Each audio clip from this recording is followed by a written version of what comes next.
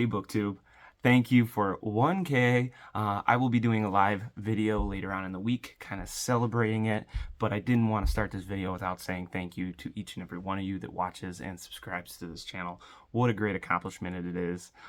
So I had to sit down and make this video because Ollie over at Criminali brings up such an outstanding video topic, and basically it stemmed from him reading disturbing fiction.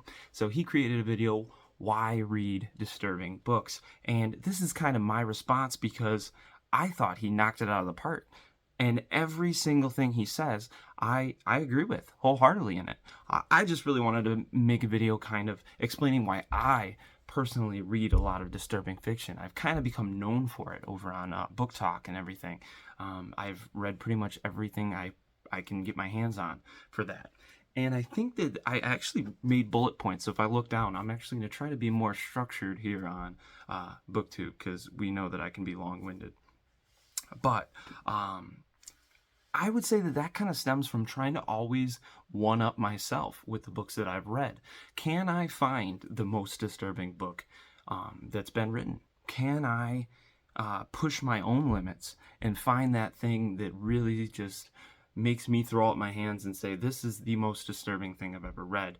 I definitely have a list of top 5 most disturbing books, but will I ever find that one that just crosses a line or things like that? I guess I'm kind of always hunting for that, and I don't know if that's like a morbid curiosity or like why a human would subject themselves to reading some of the things I've read, but it's always fiction related, just kind of pushing the boundaries of what I can find.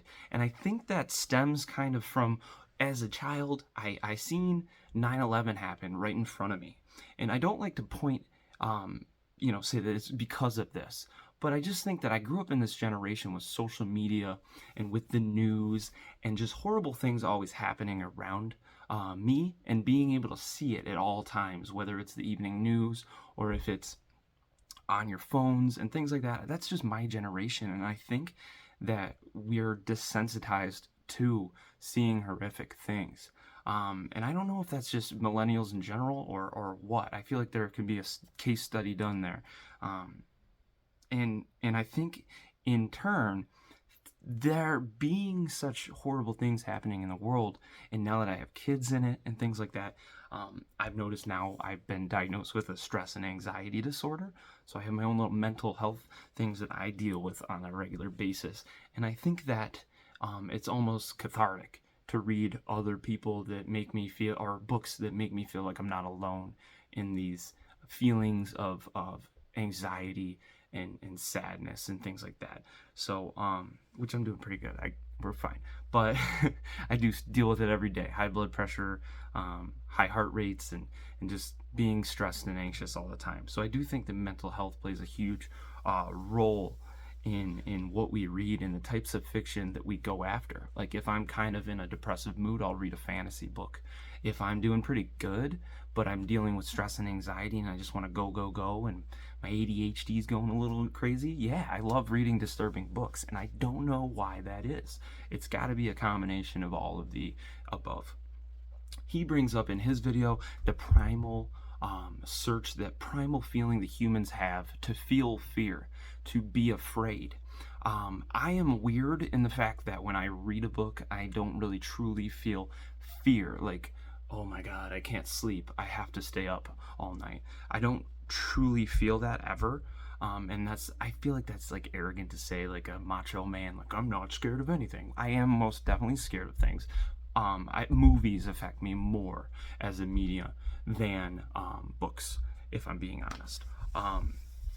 And just want to touch on, I've kind of always dealt with extreme content or disturbing things in general. The types of music I listened to as a kid was like that horrorcore rap, and like, we had, Ill Bill and Necro and Gore-Tex, and Eminem's The Relapse album came out then, things like that. I now listen to grindcore metal, and I still listen to underground hip hop, and I'm very ingrained in the media that is pushing limits. And I don't know if it's just something in my brain. I like the intense and I like the disturbing nature of it. And it's so weird because I live a very mundane life, but it's just what I like to subject myself to. So, um, yeah, I don't always. I do like some happy-go-lucky stuff, but I definitely push the limits of what I can find. You know what I mean? And I think that's okay. You're not alone if you like fiction that's pushing boundaries, because I think that it's important for us as humans to feel that uh, to be disturbed, because the world is not sunshine and rainbows, unfortunately. I wish it was better, but yeah. So, why do you read disturbing fiction? What are your thoughts on it? Let me know down below.